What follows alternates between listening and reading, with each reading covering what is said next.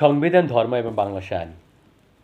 সাম্প্রতিক আমরা বিভিন্ন সময় বিভিন্ন রকম ঘটনা দেখতে পাচ্ছি, যেখানে বিভিন্ন ইসলামী দলগুলো বিভিন্ন রকম ফতোয়া দিচ্ছে, ধর্মীয় দৃষ্টিকোণ থেকে তারা বিশ্লেষণ করেছে।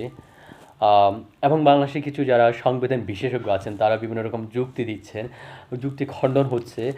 বাংলাদেশে আইন নিয়ে কথা হচ্ছে, টিভিতে টক শো হচ্ছে, বিভিন্ন রকম পত্রিকায় কলাম লেখা হচ্ছে।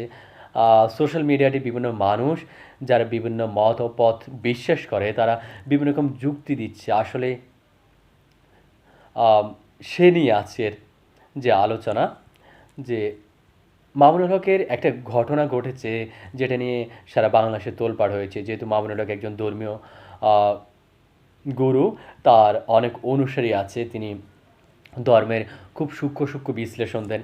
কিন্তু তিনি এমন একটা কাজ করেছেন যেটা কতটুকু ধর্মের ভিত্তিতে জায়েজ, কতটুকু আমাদের সংবিধান সমর্থন করে, বাংলাদেশের যে পারিবারিক আইন আছে সে আইন কতটুকু সমর্থন করে বা তাকে সাপোর্ট করে, সেটা নিয়ে আম, আজ আলোচনা। আমরা সংবিধান, যেহেতু আমি একজন বাংলাদেশের নাগরিক, সাথে সাথে আমি একজন মুসলমান, বাঙালি মুসলমান, আমার ধর্ম আছে, ধর্মের একটা দৃষ্টিকোণ আছে আমার, আমি ধর্ম বিশ্বাস করি অগাধভাবে। আম, ধর্মীয় দৃষ্টিকোণ থেকে জিনিসটা কী হবে, আর আমাদের বাংলাদেশের সংবিধান, আমি বাংলাদেশের একজন নাগরিক। 30 লক্ষ শহীদের রক্তের বিনিময়ে যে বাংলাদেশ, সেই বাংলাদেশের যে স্বাধীনতা, সেই বাংলাদেশের সংবিধান আমাকে মানতেই হবে এই বাংলাদেশের একজন নাগরিক হবে, এবং সেটার জন্য হয়তো আমরা যুদ্ধ করে স্বাধীন আছি। অসাম্প্রদায়িক যে বাংলাদেশের স্বপ্ন নিয়ে, সেই অসাম্প্রদায়িক বাংলাদেশের সাম্প্রদায়িকতা কতটুকু কার্যকর হবে সেটা নিয়ে প্রশ্ন আছে অনেকের, বা আদৌ সেটা কার্যকর হবে কিনা, বা পৃথিবীর বিভিন্ন দেশে যে সাম্প্রদায়িক দেশগুলো আছে সেগুলো কতটুকু ভালো আছে। আমাদের ভারতে যে আমরা দেখতে পাচ্ছি সেখানে মুসলমানদের নির্যাতন হচ্ছে, চীনে নির্যাতন হচ্ছে, আমেরিকাতে যে কট্টর শ্বেতাঙ্গবাদের কারণে কৃষ্ণাঙ্গরা নির্যাতিত হচ্ছে, সেটা কতটুকু সাপোর্ট করে আসলে পৃথিবীর মানুষ। বিষয়টাকে যেটা আমি ধর্মীয় দৃষ্টিকোণ থেকে সাপোর্ট করি। আমাদের সংবিধানে 2 কথে বলা আছে রাষ্ট্রধর্ম ইসলাম, এবং আমাদের সংবিধানের প্রথমে বলা আছে বিসমিল্লাহির রহমানির রহিম। যদি এটা 72-এর সংবিধানে ছিল না, 1979 সালে প্রথম মেজর জিয়াউর রহমান তিনি সংবিধান এটা সন্নিবেশ করেন, এবং 1988 সালে রাষ্ট্রধর্ম ইসলাম সন্নিবেশিত করেন স্বৈরশাসক হোসেন মোহাম্মদ এরশাদ। এবং সেখানে আরও বলা আছে যে রাষ্ট্রধর্ম হবে ইসলাম, তবে এখানে হিন্দু, বৌদ্ধ, খ্রিস্টান, অন্যান্য ধর্মাবলী মানুষগুলো সম অধিকার ও সমমর্যাদা অধিকারী হবে। অর্থাৎ সম অধিকার পাবে এবং সমমর্যাদা পাবে। যে তার মানে কোনো ধর্মকে আমাদের সংবিধানের প্রায়োরিটি দেয় নাই। বাট আমাদের সংবিধানে আরও কিছু বলা আছে, যে আমাদের সংবিধানের যে মূল নীতিগুলো আমরা সেটা যদি দেখি, তাহলে আমাদের সংবিধানের মূল নীতি হলো জাতীয়তাবাদ, সমাজতন্ত্র, গণতন্ত্র ও ধর্ম নিরপেক্ষতাবাদ। ধর্ম নিরপেক্ষতাবাদ বলতে আসলে কী বোঝানো হয়েছে, সেটা আমাদের সংবিধানের 12 নং অনুচ্ছেদে স্পষ্ট বলা আছে। যে আমরা যদি আমাদের সংবিধানের 12 নং অনুচ্ছেদ দেখি, তাহলে আমরা দেখতে পাবো যে এখানে স্পষ্ট বলা আছে যে সব ধরনের সাম্প্রদায়িকতা বিলোপ করা হবে। অর্থাৎ আমাদের সংবিধানের সাম্প্রদায়িকতাকে নিরুৎসাহিত করা আছে, এখানে কোনো সাম্প্রদায়িকতা থাকবে না। রাষ্ট্রের দ্বারা কোনো ধর্মকে রাজনৈতিক মর্যাদা দান করা যাবে না। রাষ্ট্রের রাজনৈতিক উদ্দেশ্যে কোনো ধর্মকে ব্যবহার করা যাবে না। কোনো বিশেষ ধর্ম পালনকারী ব্যক্তির প্রতি কোনো নিপীড়ন, নির্যাতন বা বৈষম্য করা যাবে না। অর্থাৎ এখানে আমরা যদি সাম্প্রদায়িক বাংলাদেশ হতে চাই, তাহলে অবশ্যই সেখানে একটা সাম্প্রদায়িকতা চলে আসবে, একটা নির্দিষ্ট ধর্মের প্রতি আমাদের সিম্পিতি থাকবে, এটাই স্বাভাবিক। যেটা আমরা ভারতে দেখেছি, ভারতে কট্টর হিন্দুত্ববাদী বিজেপি ক্ষমতা আসার পর আমরা দেখতেছি বিভিন্ন রকম মুসলিম বিরোধী আইন করা হচ্ছে। সো আমাদের দেশেও সেটা যাতে না হয় সেটা আমরা প্রত্যেকে প্রত্যাশা করি। আমাদের দেশে মুসলিম যে রাজনৈতিক দলগুলো বা ধর্মীয় দলগুলো যেভাবে হিন্দুর বিজেপিকে তারা ঘৃণা করে, আমি বিশ্বাস করি কট্টরবাদী হিন্দুত্ববাদী বিজেপিকে আপনারা যেভাবে ঘৃণা করেন, আমার দেশেও আপনারা সাম্প্রদায়িক বাংলাদেশ কায়েম করতে চেষ্টা করেন না, বা করা উচিত না। আমার দেশ একটা অসাম্প্রদায়িক বাংলাদেশ। মামুনুল হক যে একটা মহিলাকে নিয়ে যে তিনি রয়্যাল রিসোর্টে ধরা পড়েছে, সেখানে সেই মহিলা কে তিনি রেজিস্টার খাতায় পরিচয় দেন না। তার মানে বোঝা যায় যে এখানে শস্যের মধ্যে ভূত আছে, কোনো কিছু লুকোচুরি আছে। যদি তিনি তার প্রকৃত স্ত্রী হতেন তাহলে অবশ্যই তিনি রেজিস্টার খাতায় তার নাম জান্নাত আরা ঝরনা লিখতেন। সো এখানে হয় তিনি পরিচয় দিতে চাচ্ছেন না, অথবা তিনি ওই মহিলাটাকে আদৌ বিয়ে করেননি বা তাকে টাকার বিনিময়ে কিনে নিয়েছেন, অথবা তিনি একজন পতিতা। এরকম বিভিন্ন রকম কথা আমরা বাজারে শুনতে পাচ্ছি। আসলে কোনটা সত্য কোনটা মিথ্যা সেটা সময় বলে দিবে। সো এখানে ১৮ নং অনুচ্ছেদের ২ এ বলা আছে, পতিতাবৃত্তি ও জুয়া খেলা বন্ধের জন্য রাষ্ট্র কার্যকর ব্যবস্থা গ্রহণ করবেন। আ আমাদের সংবিধানে আরও বলা আছে যে ২৩ নং অনুচ্ছেদে রাষ্ট্র জনগণের সাংস্কৃতিক ঐতিহ্য উত্তরাধিকার সংরক্ষণের জন্য কার্যকর ব্যবস্থা গ্রহণ করবে। আমাদের বাট হেফাজত সহ যে বিভিন্ন ইসলামী দলগুলো আমাদের দেশে যে ইসলামী রাষ্ট্র কায়েম করতে চায়, সেখানে আমাদের সংস্কৃতি, সভ্যতা, কৃষ্টি কালচার, ইতিহাস ঐতিহ্যকে তারা ভুলণ্ডিত করতে চায়। তারা মানবে না। বিশেষ করে তারা পয়লা বৈশাখ নিয়ে তো তাদের প্রচণ্ড অ্যালার্জি আছে বলতে পারে। যদি সে পয়লা বৈশাখ চালু হয়েছে মুসলিম শাসক সম্রাট আকবরের সময়। আম, আমাদের জাতীয় স্মৃতি নিদর্শন নিয়ে কথা আছে, যেখানে ঐতিহাসিকভাবে নিদর্শনগুলো সংরক্ষণের জন্য রাষ্ট্র কার্যকর ব্যবস্থা গ্রহণ করবে। জাতির পিতার প্রতিকৃতি সংরক্ষণের জন্য রাষ্ট্র কার্যকর ব্যবস্থা গ্রহণ করবে। বিভিন্ন প্রতিকৃতি, বিভিন্ন ভাস্কর্য, বিভিন্ন প্রতিকৃতি নিয়ে হেফাজত সহ মুসলিম দলগুলো বিরোধিতা করছে। তারা খুব কঠোরভাবে যে বঙ্গবন্ধুর ভাস্কর্য বহির্মুখে ফেলে দেবে, এরকম দৃশ্যটা দেখিয়েছে, যা স্পষ্টভাবে সংবিধানের লঙ্ঘন। এবং এ নিয়ে তাদের বিরুদ্ধে রাষ্ট্রদ্রোহী ইতিমধ্যে মামলা হয়েছে ২০২০ সালে মামুনুল হক, বাবুনগরী এবং রেজাউল করিম সহ অনেকের বিরুদ্ধে। সো আমাদের সংবিধান তাদেরকে সে অধিকার দেয় নাই যে তারা স্পষ্ট আমাদের রাষ্ট্রের ইতিহাস ঐতিহ্য নিয়ে প্রশ্ন তোলে। তারা মোদিকে নিয়ে প্রশ্ন তুলেছে, কিন্তু খুবই দুঃখের বিষয় যে তারা মহেন্দ্র রাজাপাকসে নিয়ে প্রশ্ন তুলে নেয় কখনো।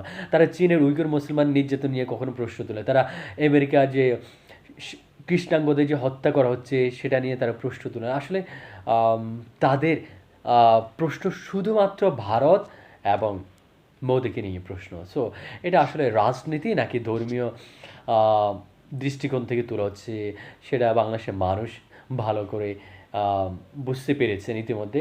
সো এখানে আমাদের যে আন্তর্জাতিক যে শান্তি নিরাপত্তা সংহতির উন্নয়ন নিয়ে যে সংবিধানের ২৫ নং অনুচ্ছেদ আছে, সেখানে স্পষ্ট বলা আছে, friendship to all, malice two নান। সকলের সাথে বন্ধুত্ব, কারোর সাথে বৈরিতা নয়। অর্থাৎ সেখানে আরও বলা হচ্ছে, বাংলাদেশের আন্তর্জাতিক সম্পর্কে ভিত্তি হবে অন্যান্য রাষ্ট্রের জাতীয় সার্বভৌমত্ব, সমতার প্রতি শ্রদ্ধা প্রদর্শন, অন্য রাষ্ট্রের অভ্যন্তরীণ বিষয়ে হস্তক্ষেপ না করা।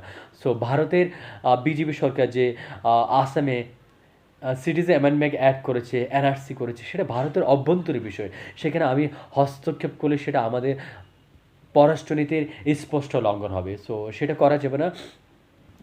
সেজন্য আসলে ভারতে যে, যদি আমি একজন মুসলমান হিসেবে ধর্মীয় ভিত্তিতে আমি ইসলামকে মনে প্রাণে ধারণ করি, সে অনুযায়ী আমি নরেন্দ্র মোদী সহ বিজেপিকে ঘৃণা করবো, এটাই স্বাভাবিক। সো ইসলাম বাট আমার সংবিধান আমাকে সে অধিকারটা দিচ্ছে না।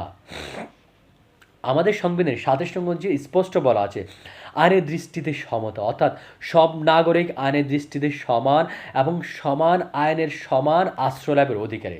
কিন্তু আমাদের ধর্মীয় যে দৃষ্টিকোণ থেকে আমাদের অধিকারটা, পারিবারিক যে অধিকার, নারীকে তার পুরুষের অর্ধেক অধিকার দেওয়া আছে পারিবারিক সম্পত্তিতে, আর হিন্দু ধর্মতে স্পষ্ট দেয় না। সো আমাদের সংবিধানের সাথে এখানে কন্ট্রাডিক্টরি বিভিন্ন ইসলামিক চিন্তাবিদরা বলে থাকেন। সো কতটুকু কন্ট্রাডিক্টরি না, সেটা আসলে যারা সংবিধান বিশ্লেষক আছেন, যারা ধর্মীয় বিষয় অগাধ জ্ঞান রাখেন, তারা বেশি ভালো জানবেন এই সম্পর্কে। আমাদের সংবিধান ২৮ নং অনুচ্ছেদে স্পষ্ট বলা আছে, ধর্ম প্রভৃতি কারণে বৈষম্য, অনুচ্ছেদের নাম।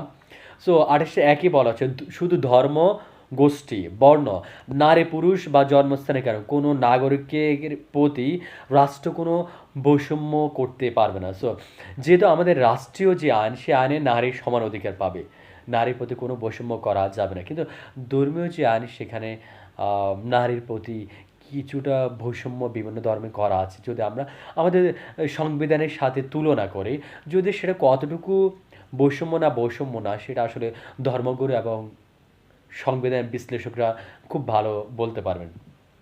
রাষ্ট্র ও গণজীবনের সর্বস্তরে নারীরা পুরুষের সমান অধিকার লাভ গণজীবনের সর্বস্তরে, তার মানে নারী সম্পত্তিতে সমান অধিকার পাবে। বাট আমাদের ইসলাম ধর্মে বলা আছে নারী পুরুষে অর্ধেক পাবে, আর হিন্দু ধর্মে স্পষ্ট নারীর কোনো অধিকার নেই। নারীকে হিন্দু ধর্মে খুবই নগণ্যভাবে উল্লেখ করা হচ্ছে। অনেক ক্ষেত্রে আমাদের ইসলাম ধর্মকে নারীকে পর্দা আটকায় দেওয়ার কথা বলা আছে। সো সেটা আসলে নারীর জন্য কতটুকু যুক্তিক না আমি না, আসলে ধর্মগুরু এবং আহ, যারা বিশ্লেষক আছে, তারা যারা অগাধ নলেজ রাখে তারা ভালো বুঝতে পারবে। এবং নারীকে নিয়ে কোটা খুব খারাপ মন্তব্য করার জন্য মাওলানা আহমেদ শফি ইতিমধ্যে তেঁতুল হুজুর নামে পরিচিতি পেয়েছেন। তারা যে ১৩ দফা দিয়েছে নারী নেতৃত্ব হারাম, বাট আমাদের সংবিধান বলতেছে স্পষ্ট তারাদেরও অধিকার আছে ভোট প্রদান করা এবং নির্বাচিত হওয়ার। বাট আমাদের ধর্মীয় যে ইসলাম বা আমাদের ধর্মীয় গুরুরা সেটা বলতেছে নারীর কোনো অধিকার নাই যে রাজনীতি করার বা ক্ষমতা নেওয়ার। সো সেটা কতটুকু আমাদের সংবিধানের সাথে সাংঘর্ষিক সেটা আপনাদের কাছে ছেড়ে দিলাম। আমাদের সংবিধানে ৩১ ধারাতে আইনে আশ্রয় লাভের অধিকার এখানে স্পষ্ট বলা আছে, যেটা আমি মনে করি মামুনুল হকের পক্ষে যাবে। যে কোনো নাগরিক আইনের আশ্রয় লাভ, আইন অনুযায়ী, শুধু আইন অনুযায়ী ব্যবহার লাভ, যে কোনো স্থানে অবস্থানরত প্রত্যেক নাগরিকের অবিচ্ছেদ্য অধিকার। যে কোনো স্থানে আমি অবস্থান করতে পারি। সো মামুনুল হক তার বউকে নিয়ে, তার ওয়াইফ গার্লফ্রেন্ড নিয়ে বা কোনো পতিদেরকে বা যাকে নিয়ে কোথায় অবস্থান করলেন, কী করলেন, এটা তার একান্ত অধিকার। সংবিধান তাকে কোনো সে ব্যাপারে বাধা দেয় নাই। বাট যদি তিনি পতিতাবৃত্তি করতে চান তাহলে সংবিধান তাকে সেখানে বাধা দিবে এবং রাষ্ট্রীয় আইন প্রয়োগকারী সংস্থা সেখানে তাকে বাধা দিতে পারে। এবং এখানে আরও বলা আছে, বিশেষ করে আইন অনুসরণ ছাড়া এমন কোনো ব্যবস্থা গ্রহণ করা যাবে না যাতে কোনো ব্যক্তির জীবন, স্বাধীনতা, দেহ, সুনাম বা সম্পত্তির কোনো ধরনের ক্ষতি হয়। সো এই ৩১ নম্বর অনুচ্ছেদ অনুসারে মামুনুল হক যে তার যদি কোনো সুনাম নষ্ট হয় তাহলে তিনি সংবিধান অনুযায়ী তিনি মামলা করতে পারবেন তাদের বিরুদ্ধে। সো এখন আমরা আছি চলাফেরার স্বাধীনতা। এই অনুচ্ছেদটা মামুনুল হককে সাপোর্ট করে, অর্থাৎ মামুনুল হক এই অনুচ্ছেদ অনুযায়ী মামলা করতে পারে। এখানে স্পষ্ট বলা আছে ৩৬ নং অনুচ্ছেদে প্রত্যেক নাগরিকের বাংলাদেশের সর্বত্র অবাধ চলাফেরা করার অধিকার রয়েছে। তিনি যে কোনো জায়গায় যে কোনো যখন মন চায় তখন যেতে পারেন। বাট শর্ত জুড়ে দেওয়া আছে, তবে শর্ত হলো জনস্বার্থে এসব অধিকারের উপর আইনের দ্বারা প্রদত্ত ও যুক্তিসঙ্গত বাধা নিষেধ আরোপ করা যাবে। অর্থাৎ জনস্বার্থে যদি তিনি সেটা কোনো বাধা নিষেধ আরোপ করা যেতে পারে। মামুনুল হক ইতিমধ্যে রাষ্ট্রদ্রোহী মামলা করে হয়েছে তার বিরুদ্ধে, কারণ তিনি বঙ্গবন্ধু শেখ মুজিবুর রহমানের প্রতিকৃতি তিনি বুড়িগঙ্গায় ফেলে দেওয়ার কথা দৃষ্টতা দেখিয়েছে এই জন্য।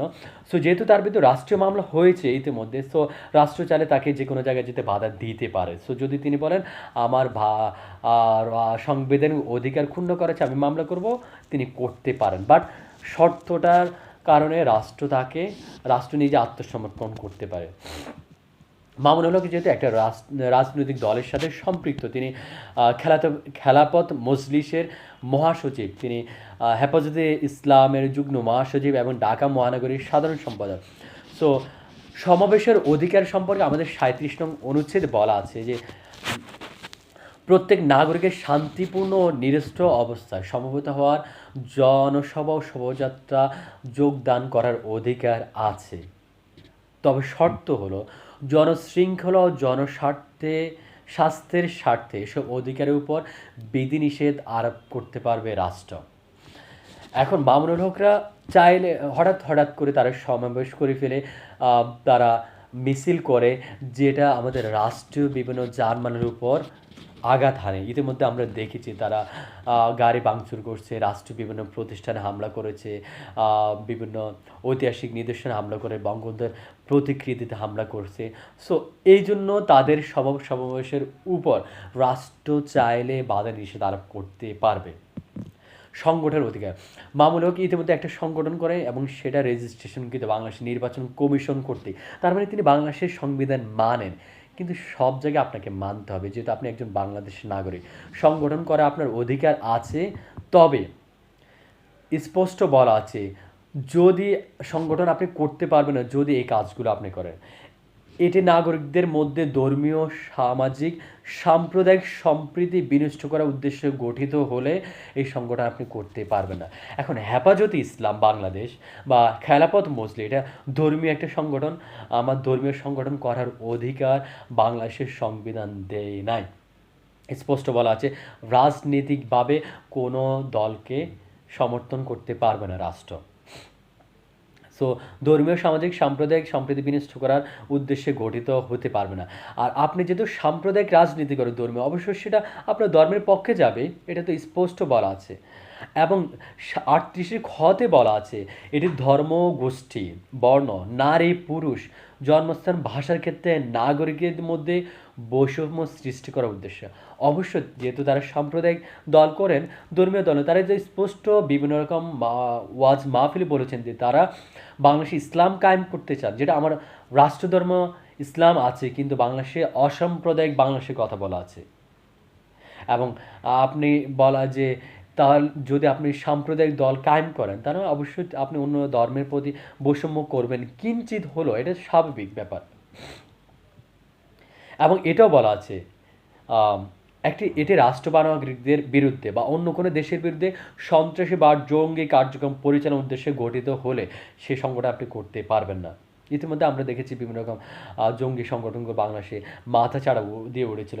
মামুনুল হকের বাবা আল্লামা আজিজুল হক 1992 সালে বলেছেন যে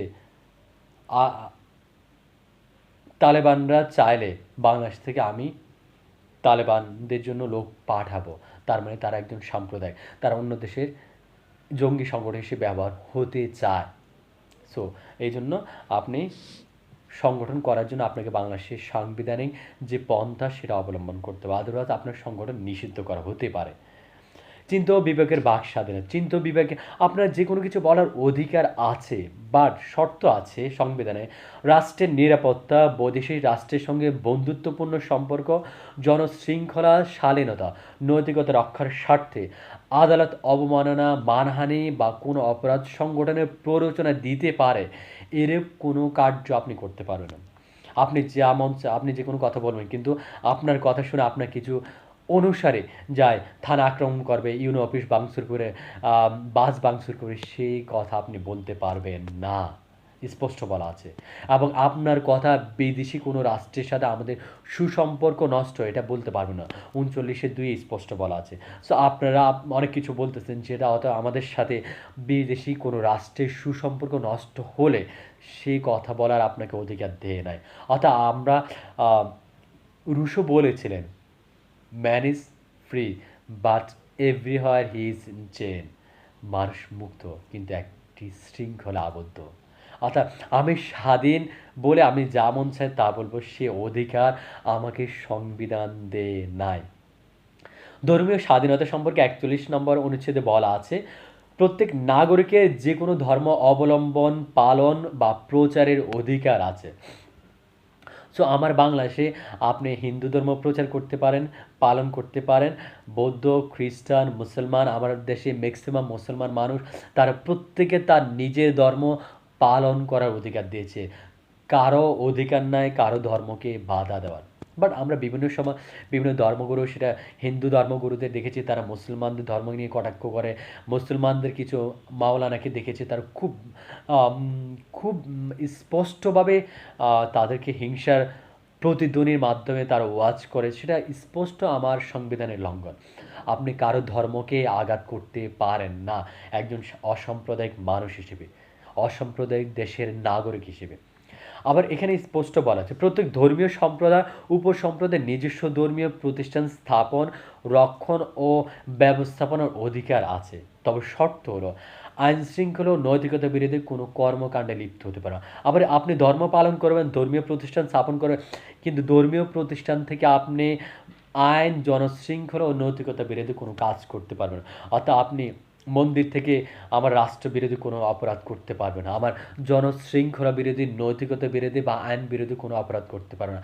আপনি মাজার থেকে করতে পারেন, আপনি কোনো মসজিদ মাদ্রাসা থেকে করতে পারেন, কিন্তু আমাদের দেশে আমরা দেখেছি হেফাজত, মসজিদ, মাদ্রাসাকে আশ্রয় করে তারা আমার রাষ্ট্রীয় বিভিন্ন রকম প্রতিষ্ঠানকে তারা হামলা করে আক্রমণ করে।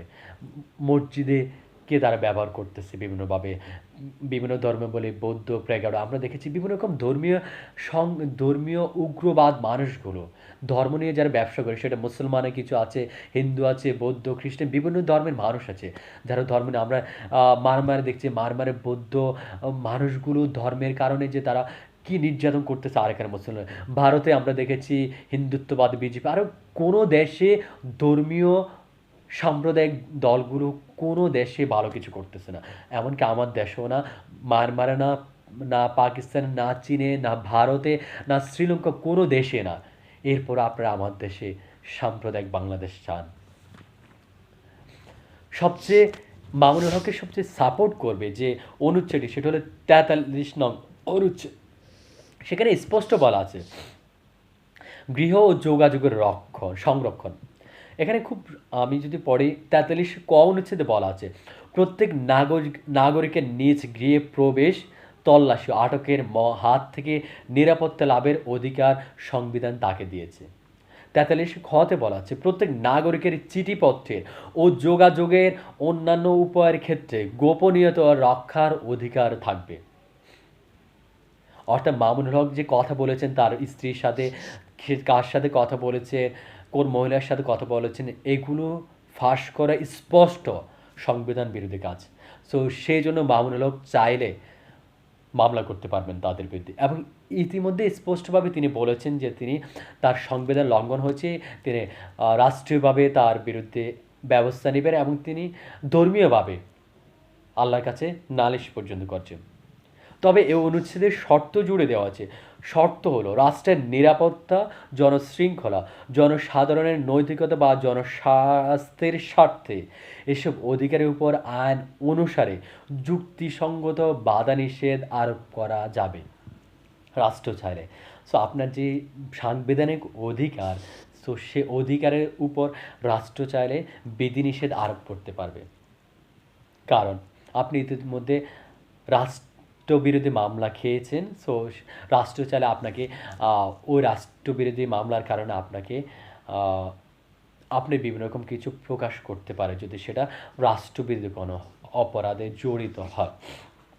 সো আমি সংবিধান সম্পর্কে বললাম। এখন বাংলাদেশের যে বিবাহিক আইন আছে, সো বাংলাদেশের বিবাহিক আইন স্পষ্ট 1961 সালের যে আইন আছে সেখানে স্পষ্ট বলা আছে যে আপনি যেমনই বিয়ে করেন, কারণ প্রত্যেকটা ধর্মে বিবাহের জন্য বিভিন্ন রকম নিয়ম আছে, বিভিন্ন রকম আইন আছে, সেটা আমাদের সংবিধানে স্পষ্ট কোনো বিবাহের আইন নাই।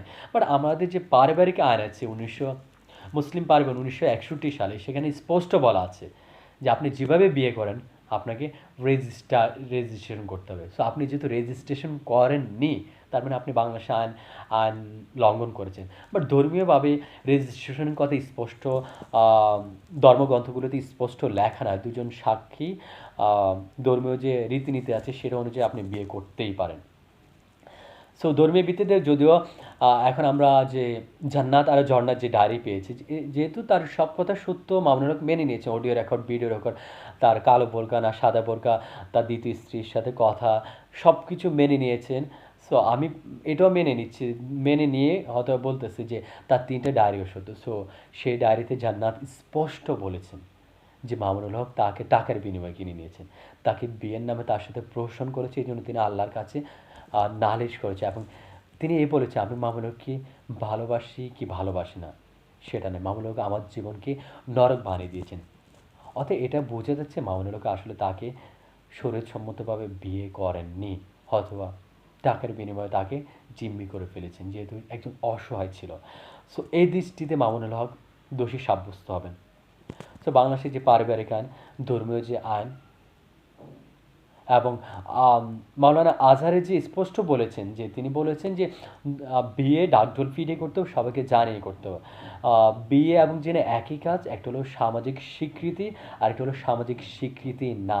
তিনি হজরত ওমর রাদিয়াল্লাহু তাআলা আনহুর যে উদ্ধৃতি দিয়ে বলেছেন যে তিনি বলেছেন ওমর রাদিয়াল্লাহু তাআলা বলেছেন তোমাদের আশেপাশে কেউ যদি বিয়ে করে এবং তোমরা যদি না জানো তাহলে তারা জেনার দায়ে অভিযুক্ত হবে এবং তারা শাস্তি পাবে।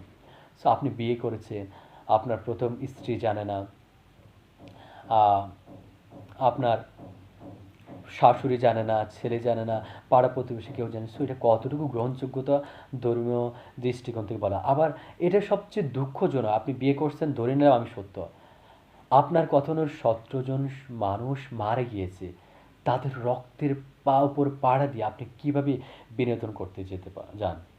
সো এখন আপনার বিরুদ্ধে রাষ্ট্রীয় মামলা হয়েছে, হয়তোবা আপনাকে গ্রেপ্তার করা হতে পারে, হলে আপনি রাষ্ট্রীয়ভাবে সাংবিধানিকভাবে আইনগত লড়তে হবে। সো সেই জন্য আমাদের যে সংবিধানে 43 নং অনুচ্ছেদে আপনাকে সে অধিকারটা দিয়েছে, বিভিন্ন অনুচ্ছেদে আপনাকে আত্মপক্ষ সমর্থনের অধিকার দিয়েছে, সেগুলি নিয়ে আপনি লড়বেন। বাট দিন শেষে আসলে মাননীয় সুপ্রিম কোর্ট, হাইকোর্ট বিচার বিভাগ আপনাকে কী দেশ সেটা জানে না। আপনার বিরুদ্ধে যেতে মামলা হচ্ছে, আপনি গ্রেপ্তার হন আর না হন, আপনি হয়তো জামিন নেন, আপনাকে মামলা ফেস করতে হবে। সো দিন শেষে আমরা বিশ্বাস করি যে প্রত্যেকটা ধর্ম সাম্যের কথা বলা আছে। কোনো ধর্মে আপনি বলতে পারেন আমি 4টা বিয়ে করতে পারি, ধর্মে বলা স্পষ্ট বলা আছে সূরা নিসাতে যে তুমি একটা চাইলে 2টা 3টা 4টা পর্যন্ত বিয়ে করতে পারো, কিন্তু একটা বিয়ে উত্তম, এ কথা বলা হয়েছে। কারণ তুমি চাইলে প্রত্যেক 4জন স্ত্রীকে সমান অধিকার দিতে পারবা না, এটা সম্ভব না। আপনি দ্বিতীয় স্ত্রীকে আপনার প্রথম স্ত্রীর মতো সমান অধিকার দিয়েছেন, আপনি তো তাকে একজন স্ত্রী এইটাই পরিচয় করাই দেন নাই, তো তাকে আপনি কি সে অধিকার দিয়েছেন? দেন নাই। তার মানে এই জন্য স্পষ্ট বলা আছে যে একটা বিয়ে উত্তম, চাইলে 4টা বিয়ে করা যাবে। সো আসলে ধর্ম, রাজনীতি, ধর্ম, সংবিধান, আইন কোনোটাই কারো আমার মনে কন্ট্রাডিক্টরি না। বিভিন্ন ধর্মগুরু, বিভিন্ন বিশ্লেষকরা এটাকে বিভিন্নভাবে বিশ্লেষণ করে। আমি বিশ্বাস করি প্রত্যেকটি জিনিস দিন শেষে আসলে একই সাম্যের কথা বলে, মৈত্রীর কথা বলে, সত্যের কথা বলে। সো আমরা সকলে সাম্য, মৈত্রী, ভ্রাতৃত্ব এবং সত্যের পথে থাকব। সবাইকে ধন্যবাদ। সবাই ভালো থাকবেন, ভালো রাখবেন।